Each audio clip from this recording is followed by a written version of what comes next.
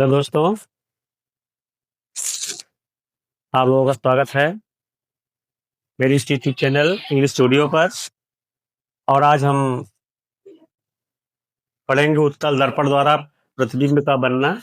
अब तक हमने अवतल दर्पण के बारे में पढ़ा। उत्तल दर्पण द्वारा प्रतिबिंब का बनना, उसका किरण आरेख कैसे बनाया जाता है। तो उत्तल दर्पण में ज्यादा समस्या नहीं है, क्योंकि उत्तल दर्पण में प्रतिबिंब दो तरीके से बनाना है, जब वस्तु अनंत पर होगी या जब वस्तु अनंत और दृश्य के बीच में होगी। तो दोनों हम सीख लेते हैं। देखिए, पहले क्या करेंगे, एक यहाँ पर अवतल दर्पण पहला इसको हम बना रहे हैं।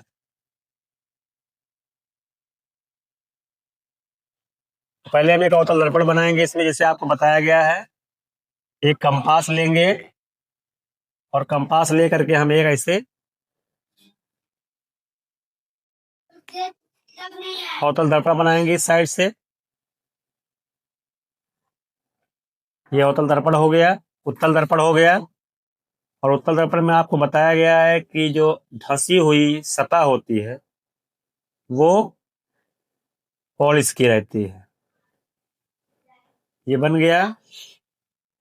ये वाला हिस्सा प्रकाश की किरणें यहाँ पड़ेंगी और ये परावर्तित करेंगी। ये परावर्तक सतह है, ये पॉलिश की हुई सतह है। और इसका जो मध्य बिंदु होगा वो P होगा।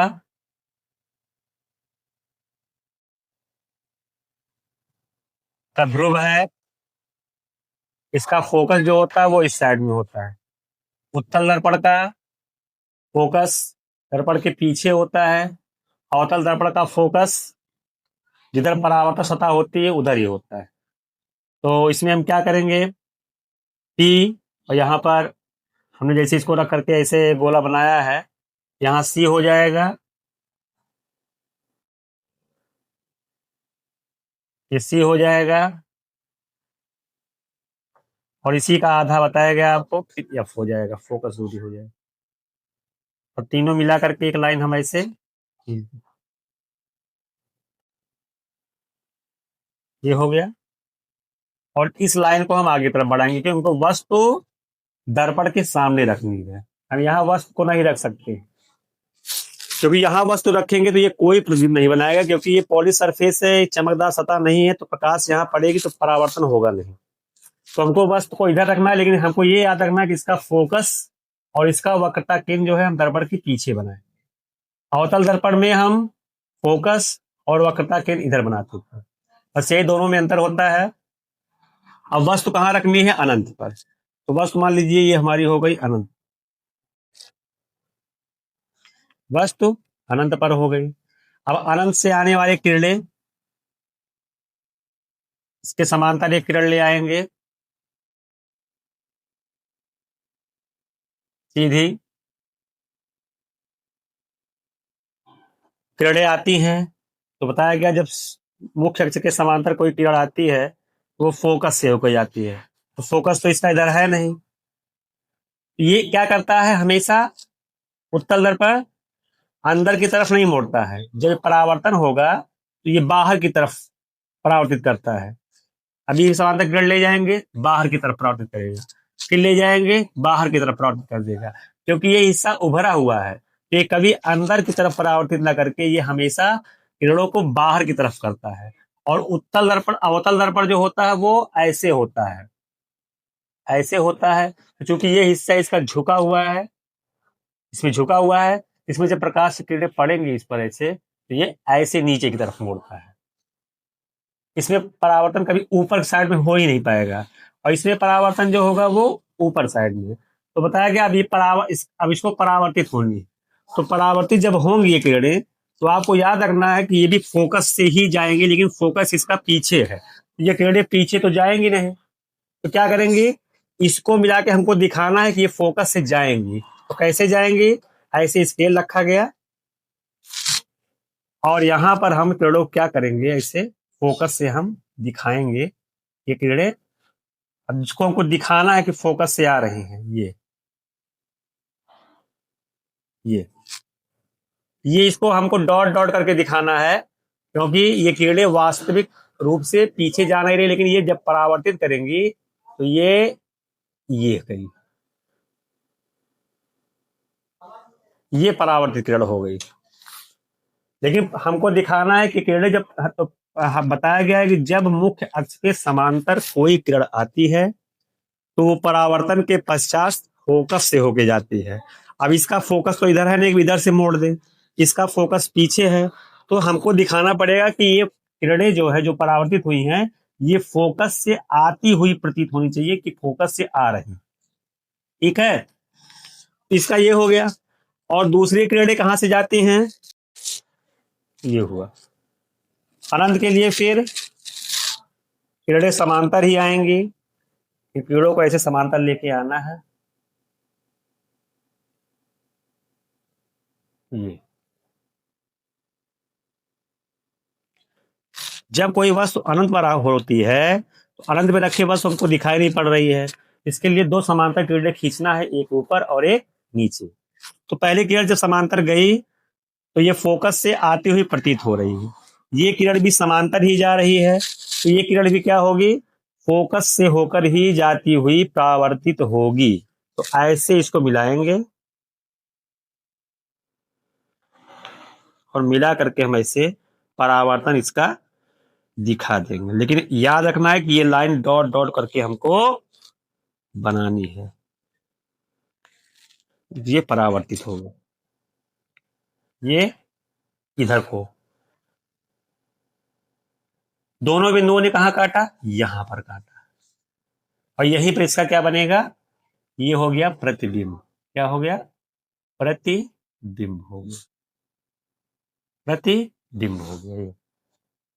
अब इसके बारे में हम लिखेंगे कैसा है प्रतिबिंब। ये प्रतिबिंब हमने आपको बताया था कि जो प्रतिबिंब जो है दर्पण के पीछे बनेगा वो आभासी होगा। कैसा होगा, आभासी होगा, प्रतिबिंब आभासी होगा, और आभासी प्रतिबिंब हमेशा सीधा होता है, आभासी सीधा होगा। अब साइज देखते हैं, साइज कहां है इसका, प्रतिबिंब बिंदु के आकार का बनेगा, बिंदु के आकार का बने, बिंदु के आकार का। और कहां पर बनेगा, स्थिति लिखनी है, तो ये प्रतिबिंब फोकस पर, फोकस पर बनेगा, फोकस पर बनेगा। ये प्रतिबिंब की स्थिति हो गई। पहला, जब वस्तु अनंत पर रखी हो तो अनंत पर कोई वस्तु कहीं रख लेते हैं, या ना भी दिखाए इस वस्तु को तब भी चल जाएगा। इसमें क्या करना है, दो समांतर किरणें लाना है, एक ऊपर मुख्य अक्ष के और एक नीचे। यहां से जब लाएंगे तो इसको परावर्तित करना है ऊपर की तरफ, लेकिन हमने बताया इसको कि ये फोकस से जाती है, तो फोकस से चूंकि ये जा ही नहीं रही है, तो लेकिन इनको बढ़ा के पीछे दिखाना पड़ेगा कि ये फोकस से आती हुई प्रतीत होती है। तो फोकस से आती हुई प्रतीत हो रही दिखाने के लिए पीछे की तरफ लाइन जा नहीं रही है, इस लाइन को हम पीछे की तरफ बढ़ाएंगे तो ये यप से चली गई। और जिस दूसरी वाली समांतर किरण आई वो भी हमको क्या दिखाना है, परावर्तन हो रहा है यहाँ से, और परावर्तन के पश्चात ये फोकस से जा रही है, ये प्रतिबिंब यहाँ पर बन गई। और आपको अवतल दर्पण में भी ये बताया गया था कि वहां भी जब वस्तु अनंत पर रखी जाती है वहां भी जो प्रतिबिंब उसका बनता है वो फोकस पर ही बनता है। बस फर्क ये है उसमें प्रतिबिंब वास्तविक और उल्टा बना था, यहाँ प्रतिबिंब आभासी और सीधा है, बिंदु के आकार का यहाँ भी है और बिंदु के आकार का वहां भी था, बस इसमें आभासी और सीधा बना हुआ है। और ये चीज आप याद रखनी है कि उत्तल दर्पण हमेशा आभासी और सीधा प्रतिबिंब ही बनाएगा, और जो अवतल होता है वो केवल एक कंडीशन छोड़ करके बाकी सारी कंडीशन में वो वास्तविक और उल्टा प्रतिबिंब बनाता है। वो बड़ा भी बनाता है, छोटा भी बनाता है, वस्तु के आकार का भी बनाता है, बहुत बड़ा भी बनाता है, लेकिन इसमें सारे प्रतिबिंब छोटे बनेंगे, जितनी बड़ी वस्तु रहेगी उससे वो छोटा दिखेगा।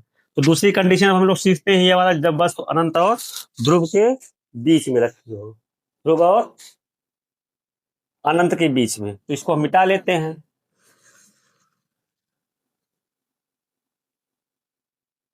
तो हमको याद रखना है, जब हम वस्तु को अनंत पर रखेंगे, अनंत से आने वाली किरणें दो समांतर किरणें बनानी है, एक ऊपर की तरफ और एक नीचे की तरफ, और उसको फोकस की तरफ हमको ले जाकर के मिला देना है। उसको हमको फोकस की तरफ मिला देना है। अवतल में होगा तब भी फोकस से नीचे की तरफ आएंगी, और उत्तल में होगा तो पीछे की तरफ हमको दिखाना है। तो दूसरी कंडीशन में जब वस्तु ध्रुव और अनंत के बीच में हो, तो ये हमने बनाया अवतल दर्पण, इसका मध्य बिंदु हो गया ध्रुव, और ये धंसे हुए हिस्से की तरफ हमने इसको पेंट कर दिया, और इस पे हम मिलाएंगे यहाँ पर, मान लीजिए यहाँ पर इसका सी है और यहाँ पर इसका एफ है। ठीक है, अब इन तीनों को मिला के हम लाइन खींच देंगे। इन तीनों को मिला के हम लाइन खींच देते हैं, सीधी लाइन एकदम तीनों को मिलाती हुई।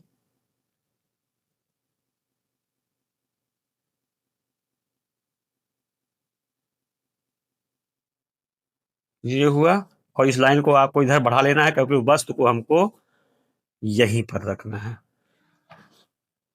ये पी, एफ और सी थोड़ा दूर कर देते हैं। ये हुआ, वस्तु को कहाँ रखना है, अनंत और ध्रुव। ध्रुव कहाँ है, ये। अब अनंत के बाद कहीं रख ले, यहाँ रख ले, यहाँ रख ले, यहाँ रख ले, यहाँ रख ले, यहाँ रख ले, यहाँ और लाइन बढ़ा के चाहे जहाँ रख ले, तो वस्तु को हम लोग यहाँ रख देते हैं। ये हो गई वस्तु। अब इसका प्रतिबिंब हमें इसमें देखना है, तो कैसा दिखाई देगा, तो क्या करना है, मुख्य अक्ष के समांतर एक किरण ले आना है,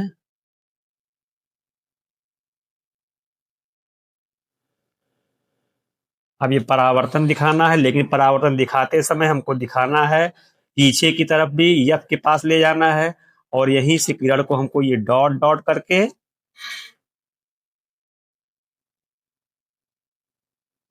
और इसको हमको परावर्तन दिखा देना है। ठीक है, ये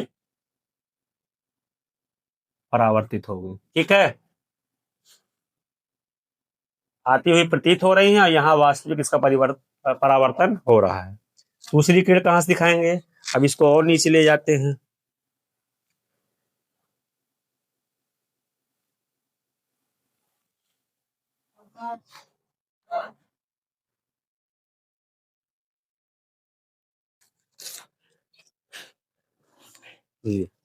इसको और इसको मिला के आपको खींचना है, इसको और इसको मिला के आपको खींचना है। तो जब इसको और इसको मिला के आप खींचेंगे, इसको ऐसे, ये गई, और ये कहां से जाती है, यहीं से वापस लौट जाती है। ये आई और ये गई, लेकिन हमको इसको सी से दिखाना पड़ेगा। इसको हम ले जा करके यहाँ पर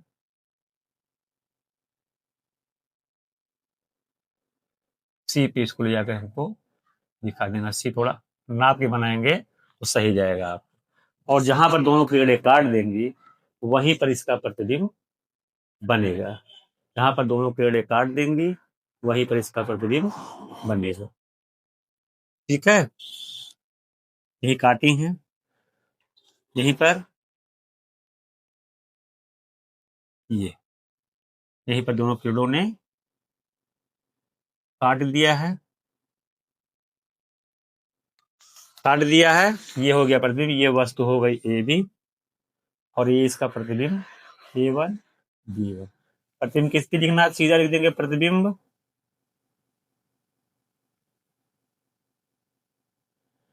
आभासी, सीधा है, पीछे हमेशा आभासी रहेगा और सीधा रहेगा आभासी हमेशा, और वस्तु से छोटा बनता है, वस्तु से छोटा बनता है। अब आप वस्तु कहीं भी रखोगे, यहाँ रखोगे, यहाँ रखोगे, तो साइज छोटी ही रहेगी, हमेशा ऊपर की साइड में काटेगा इसमें। अब बस तो आप यहाँ भी रख लो, कोई दिक्कत नहीं, यहाँ से ले जाओगे, इसका परावर्तन फोकस से करना है। और दूसरी किरण कहाँ से ले जाना है, दूसरी किरण ले जाना है सी से। तो सी से ले जाने के लिए ऐसा खींचेंगे कि वस्तु और सी दोनों मिला करके स्केल से यहाँ रखेंगे कि सी भी का भी पॉइंट दिखाई पड़े, और इधर ए का दोनों मिला के जब खींचेंगे यही कहीं इसी के आसपास किरणें काटेंगे, यहाँ काटेंगे, यहाँ काटेंगे, यहाँ काटेंगे, पी और एफ के बीच में ये प्रतिबिंब हमेशा बनेगा इसका। अब वस्तु को आप पीछे खिसकाओ या आगे खिसकाओ, उसी हिसाब से प्रतिबिंब भी आपका आगे पीछे खिसकता जाएगा। तो प्रतिबिंब आभासी बनता है, सीधा बनता है, वस्तु से छोटा बनता है। ये रहा उत्तल दर्पण का। इसमें ज्यादा समस्या है नहीं इसमें, क्योंकि एक ही चीज रखना है कि प्रतिबिंब हमेशा आभासी बनेगा, सीधा बनेगा और वस्तु से छोटा बनेगा। वस्तु केवल अनंत पर पूछ सकता है या अनंत और ध्रुव के बीच में कहीं भी रख देगा। वो कहीं भी 10 सेंटीमीटर पर रख दे, 5 सेंटीमीटर पर रख दे, 20 सेंटीमीटर पर रख दे, तो आप उतने सेंटीमीटर ना करके और इसको खींच सकते हैं। इस प्रकार से ये उत्तल दर्पण द्वारा प्रतिबिंब बनने का किरण आरेख है। और हमको आशा है कि आपको ये सब चीजें अब समझ में आ गई होंगी। और इसके अलावा अब एक चीज और पढ़ लेते हैं, थोड़ा सा बचा हुआ है।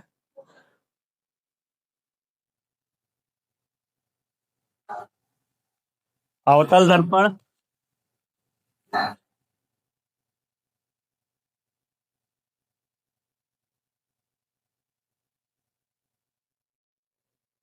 उत्तल दर्पण।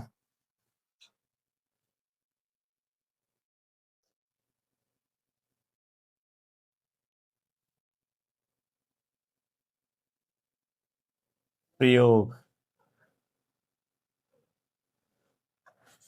उत्तल दर्पण का प्रयोग हमेशा आप जान लो कि जब किसी चीज का हमको सीधा प्रतिबिंब चाहिए तो हम उत्तल दर्पण का प्रयोग करते हैं। जैसे कि मान लीजिए जितनी भी गाड़ियां होती हैं, 4 व्हीलर 2 व्हीलर, तो ड्राइवर के बगल में एक शीशा लगा होता है, ठीक है, रियर व्यू मिरर कहते हैं इसको, ठीक है। इसमें जो होता है उत्तल दर्पण का प्रयोग होता है। क्यों होता है वो जान लीजिए। हमने बताया इसे, मान लीजिए उत्तल दर्पण है, ये ऐसे दर्पण लगा होता है ड्राइवर की सीट के बगल में जो लगा होता है, तो वहां पे क्या होता है, जैसे लगा है और सामने से लगा हुआ है गाड़ी की तरफ, ऐसे करके गाड़ी है। अब पीछे कोई भी चीज अगर वस्तु है, बहुत बड़ी बिल्डिंग है, बहुत बड़ी बिल्डिंग, इस पूरी बिल्डिंग का ये पूरा का पूरा चित्र इसमें दिखाएगा। बिल्डिंग कितनी ही बड़ी हो उसको वो छोटा कर, क्योंकि हमने बताया अभी पीछे उत्तल दर्पण हमेशा प्रतिबिंब वस्तु छोटा बनाएगा।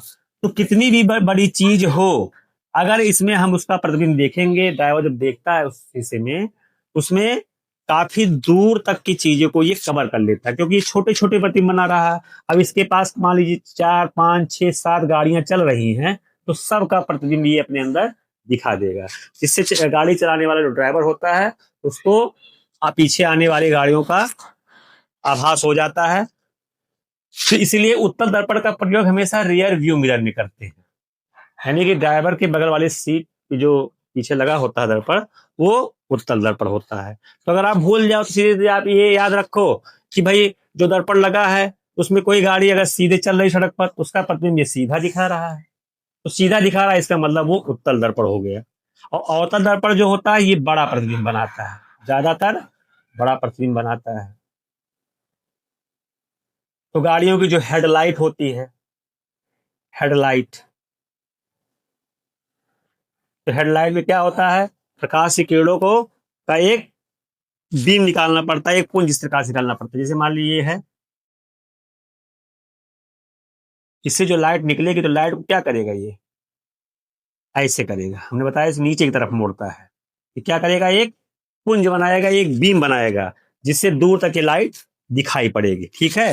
अभी प्रकाश की किरणों को फैला दे, इसे ऐसे से फैला दे, अगर इसको लगा देते हैं हम हेडलाइट में, तो प्रकाश की किरणों क्या करता है, ये फैला देता, और जब फैला देता तो हमको दूर तक कोई चीज दिखाई नहीं पड़ती। और ये क्या करता है, प्रकाश की एक बीम बनाता है, ऐसे सारी लाइट को कलर करके इकट्ठा ऐसे एक तरफ भेज देता है। और ये क्या करता है, प्रकाश की किरणों को ऐसे फैला देता है। और जब प्रकाश की किरणों को फैलाएगा तो जाहिर सी बात है कि प्रकाश जो सामने की चीज हमको देखने है वहां उतना लाइट मिल ही नहीं रही है, जबकि ये जो दर्पण होता है ये सीधे सीधे प्रकाश की किरणों को एक बीम बना रहा है, एक ऐसे पुंज बना रहा है, ठीक है। अब इसके सामने कोई भी चीज आएगी तो हमको ये साफ साफ दिखाई पड़ेगी, लेकिन यहाँ पर इसके सामने कोई चीज आ जाएगी तो ये तो अधिकतर लाइट को तो रिफ्लेक्ट करके ऊपर नीचे भेज दे रहा है और सामने की तरफ लाइट कम मिल रही है, इसलिए चीजें स्पष्ट नहीं होंगी। तो हेडलाइट में इस दर्पण का प्रयोग, रियर व्यू मिरर में इस दर्पण का प्रयोग, साथ साथ जैसे होता है जो ईएनटी सर्जन होते हैं, नाक कान गला वाले, या फिर जो डेंटिस्ट होते हैं, दांत के डॉक्टर, डेंटिस्ट, दांत को देखने के लिए वो जिस दर्पण का प्रयोग करते हैं वो अवतल दर्पण होता है, क्योंकि वो बड़ा प्रतिबिंब बना देता है। दांत हमारे छोटे हैं, जब उसमें उसका इमेज देखते हैं तो वो बड़ा बड़ा दिखाई पड़ता है। तो इस चीज से आपको यही समझना है, कोई भी चीज पूछी जाती है आपको कि इस चीज को बनाने में जैसे सेविंग के लिए अगर पूछा जाए सेविंग करना है तो सेविंग मिरर किसका बनाएंगे? सेविंग मिरर हम उसी दर्पण का प्रयोग करेंगे जिसमें वो चित्र को बड़ा दिखाए कि छोटा दिखाए। तो जो बड़ा दिखाएगा वही हम प्रयोग करेंगे। तो ये बड़ा दिखाने का काम वो करता है अवतल दर्पण, इसलिए सेविंग मिरर में डेंटिस्ट जो मिरर यूज करते हैं वो अवतल दर्पण होता है, कॉन्केव मिरर होता है, कॉन्केव मिरर होता है। और हेडलाइट जो होती है गाड़ियों की वहां पर कॉन्केव। और एक चीज और आप बता दें कि जब कभी आप आगरा का ताजमहल देखने जाओगे तो आगरा के ताजमहल की दीवार में एक दर्पण लगा हुआ है। एक क्या लगा हुआ है? मिरर लगा हुआ है। और उस मिरर में जो हम देखते हैं तो हमको ताजमहल का पूरा चित्र क्या होता है, हमको दिखाई देता है। ताजमहल का पूरा चित्र दिखाई देता है। ठीक है। अब बताइए, एक छोटा सा मिरर यहां लगा दिया गया है ऐसे दीवार पे, और सामने वो ताजमहल है और दर्पण ऐसे लगाया गया उसी तरह मुंह करके, और उस दर्पण में उस ताजमहल का पूरा चित्र दिखाई दे रहा है। अब जब पूरा का पूरा वो चित्र दिखाई दे रहा होगा तो बताइए उसमें किस दर्पण का प्रयोग हुआ होगा? जो छोटे से शीशे में बड़ी सी चीज को छोटा करके दिखा दे रहा है, वहां पर जाहिर सी बात है उत्तल दर्पण का प्रयोग हुआ होगा। तो कभी आप लोग अगर आगरा का ताजमहल देखने जाइएगा तो उस दीवार में वो शीशा लगा हुआ है, तो अगर उस शीशे में हम जाकर ऐसे झांकेंगे तो पूरा का पूरा ताजमहल हमको नजर आए। लेकिन अगर हम इसका प्रयोग कर देते तो ये क्या करता है, ये प्रतिबिंब को बड़ा कर देता। मान लीजिए ताजमहल इतना बड़ा है और ये दर्पण लगा दिया जाएगा तब तो ये बड़ा कर देगा, और जब ये बड़ा कर देगा तो पूरा का पूरा चित्र तो हमको दिखाई नहीं देगा। हमको तो ऐसा दर्पण प्रयोग करना है जो बड़ी चीज को छोटा करके और उसको समेट करके सबको पूरा का पूरा चित्र दिखा दे। और एक चीज और बता दे रहे हैं, तो समतल दर्पण होता है घर में जो शीशा जिसमें हम लोग चेहरा देखते हैं, ये भी पूरा प्रतिबिंब हमको नहीं दिखाता है। अब उत्तल का ही प्रयोग किया गया, अवतल का प्रयोग क्यों नहीं किया गया तो हमने बता दिया, क्योंकि ये बड़ा करके दिखा देता है। ये तो बड़ा छोटा कुछ नहीं करता है, तो बराबर दिखाता है।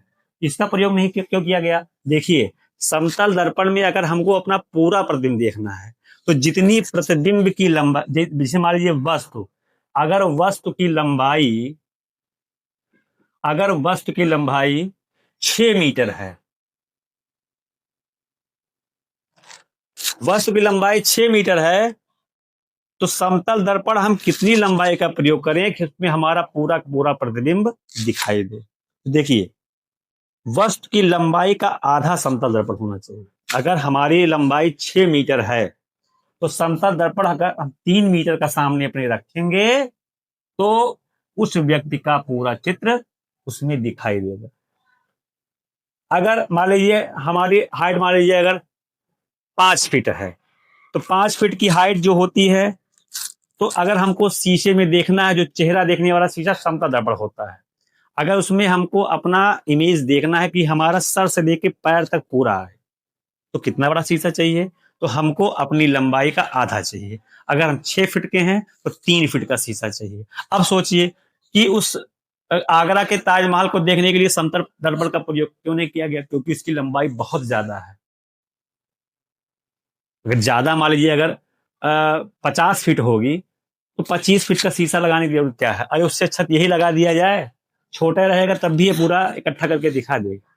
आप कभी भी किसी भी गाड़ी का जो रियर व्यू मिरर होता है उसको आप ले जा करके और ऐसे सामने करके देखोगे, अगर 4 लोग खड़े हैं सामने तो 4 के चारों आपको नजर आएंगे। लेकिन आप अगर इस दर्पण का प्रयोग करेंगे और इसको सामने रखेंगे, अगर खड़े हैं तो चार के चारों में से कुछ लोग तो पूरा नजर आएंगे, कुछ लोग तो कट ही जाएंगे।